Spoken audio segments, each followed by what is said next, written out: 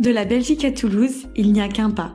Nous avons reçu l'école de chiens guides belges, les Amis des aveugles, au sein de notre association. L'objectif, les initier à la prise en charge et à l'accueil de personnes en situation de surdicécité, ainsi qu'à la formation de chiens guides écouteurs. C'est un échange de compétences inédit pour que demain, cette aide précieuse puisse traverser les frontières. On vous laisse découvrir leurs premières impressions.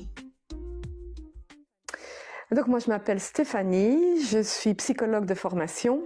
Je travaille au sein des Amis des aveugles Vrienden der Blinden depuis plus de 15 ans. Je suis responsable du pôle autonomie et inclusion. Je suis Jonas, j'ai 34 ans. Je travaille à Vrienden der Blinden, les Amis des aveugles en Belgique. Je suis éducateur de chiens guides et je fais ça depuis 13 ans.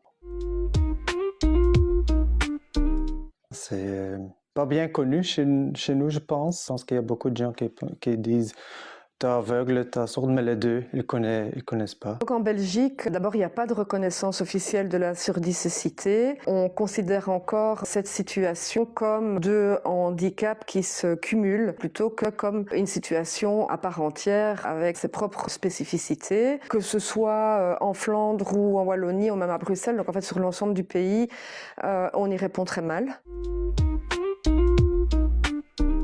C'est pas de la magie, mais il faut savoir comment faire. Et ça, j'avais une idée, mais ça donne un peu de confiance que ici c'est bien possible. Alors, on peut bien essayer aussi. Moi, je pensais que c'était un code spécifique dans la main et qu'il y avait presque autant de codes que de personnes sourdes aveugles. Ça, c'était ma représentation. Aujourd'hui, j'ai appris que finalement, c'est la langue des signes qui est un peu plus universelle et qui est tactile. Et donc, je pense que l'important alors, c'est de pouvoir former les équipes pour qu'elles apprennent la langue des signes et plus spécifiquement la langue des signes tactile. C'est important parce que on est régulièrement confronté à des demandes de personnes sourdes aveugles.